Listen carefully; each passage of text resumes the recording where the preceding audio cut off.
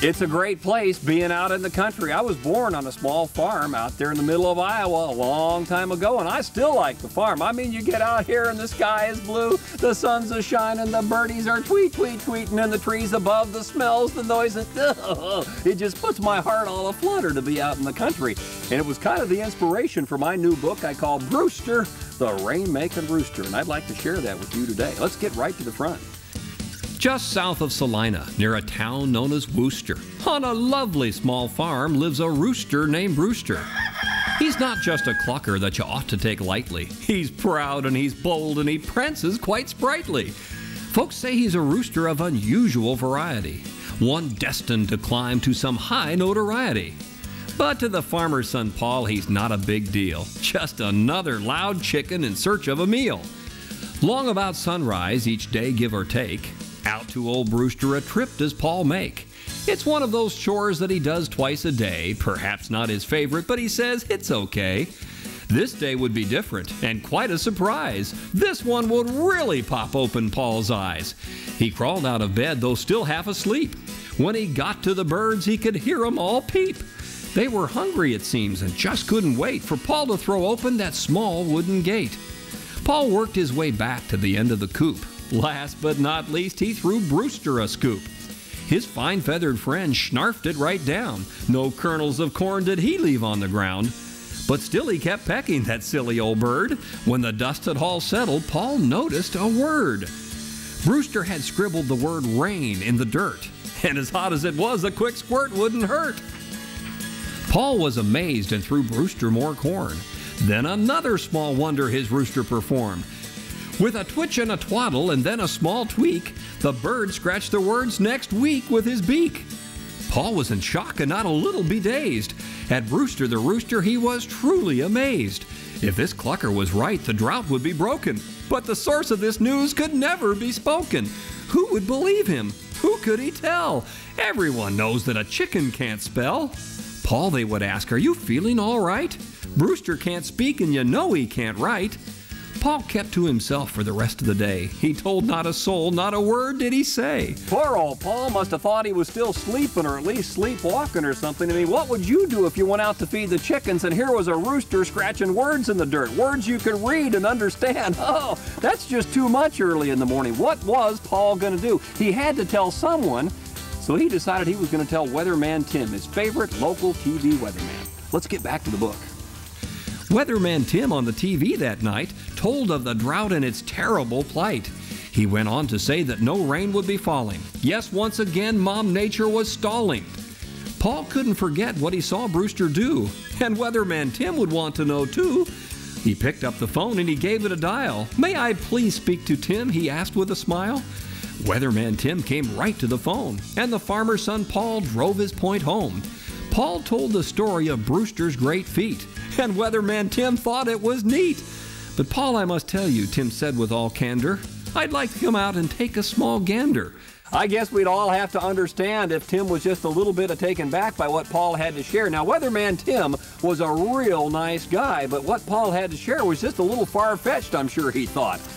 But he was intrigued just enough that he thought he'd gather his news crew together and the next day show up at the farm to see for himself. Here's how it went. Now, the next day at noon, the news crew arrived to see if the story of Brewster survived.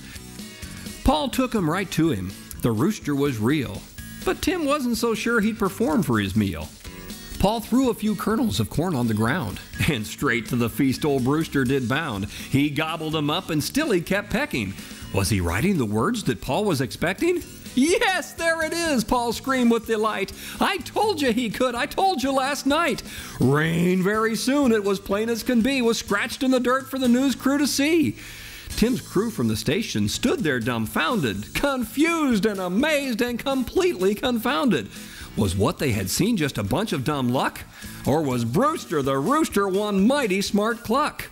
I'm sure Weatherman Tim was completely blown away by what he'd seen Brewster do, scratching words in the dirt, forecasting the weather, a rooster? But what was he going to do? Was he going to trust a chicken or his own weather computers? Let's find out.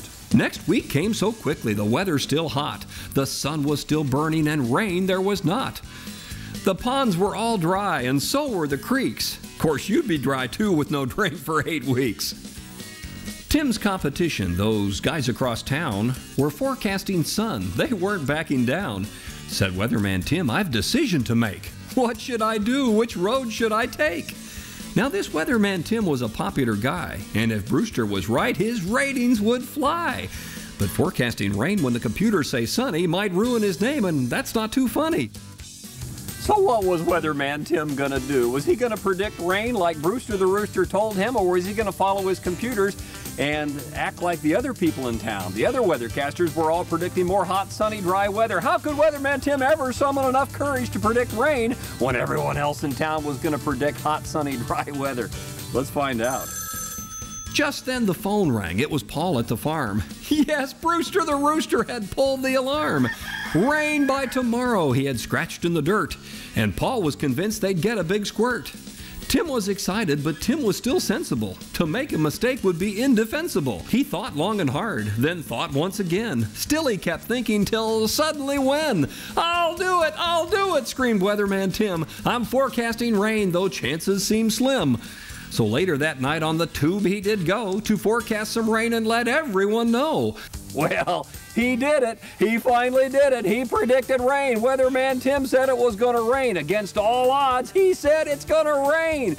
What are his viewers, the people that watch him on TV, going to think? They're going to think he's lost his noodles. Let's find out. The phones rang a lot. They rang off the wall. "Your weatherman's nuts," they said when they called. Much later that night, some storm clouds were forming. It appeared that old Brewster was right with his warning. Not long after that, the rain began falling and falling and falling and falling and falling. The next day in the paper, the headlines were huge about Weatherman Tim and his stormy deluge. He was the talk of the town, and that's putting it lightly. His weathercast now the whole town would watch nightly. For the next several months, Tim's forecasts were right. He never missed once, not one single night. When he called for some rain, the rain always fell, and the same was all true for wind, snow, and hail. His ratings rose quickly to the top of the heap, but of Brewster the Rooster there wasn't a peep. Tim was excited, but he knew the whole story. It was Brewster the Rooster who deserved all the glory. Tim would consult his maps, charts, and science, but on Brewster the Rooster there was total reliance. Boy, oh boy, was Weatherman Tim ever lucky that he listened to Brewster. Now his forecasts are right every night. Everybody thinks he is just wonderful, but you kind of got to wonder, how long was this good luck going to last? Back to the book. So imagine Tim's shock when Paul shared the words that his father, the farmer, was selling his birds.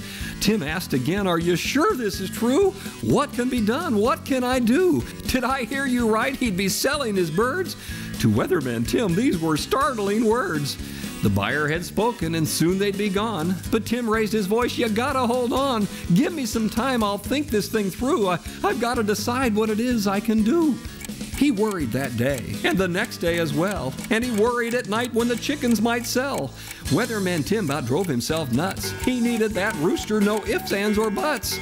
Though Tim knew nothing of chickens or farming, the thought of this loss was very alarming. Boy, oh boy, Weatherman Tim must have been worried to think that Brewster was going to be sold. Who would forecast the rain now? And even worse, Brewster may just end up as someone's Sunday dinner. Oh, the thought of it just made Tim go all gaga. There's only one thing left to do. Weatherman Tim had to buy Brewster the Rooster from the farmer, so that's what he decided to do. You kind of got to wonder, is this story going to have a happy ending? Let's get right back to the book. He got on the phone and he talked to Paul's dad. He wanted those chickens. He wanted them bad. Weatherman Tim and Paul's father, the farmer, got together to talk, and old Tim was a charmer. The father knew nothing of Brewster's great talent, and Tim's chicken pitch seemed rather gallant. So he sold Tim the chickens, the rooster included. "Now Brewster is mine!" Tim shouted and hooted. It had been a close call, there was no doubt about that. But Brewster was Tim's, so he'd stay where he's at. For Brewster the Rooster, the red carpets rolled out. That this clucker was special, could there be any doubt? The station constructed a most beautiful facility for their chicken of choice, this bird of nobility. No chicken had lived in a coop quite so beautiful, but not many roosters had been so darn dutiful. Paul kept the big secret, not a soul did he tell, and his rooster was happy, so that's just as well. And Weatherman Tim flashed a bright TV grin. because his forecasts were right again and again. What do you think of that story? Oh, that's a good little story. Brewster the rain-making rooster, made for kids and horses too. Bye-bye.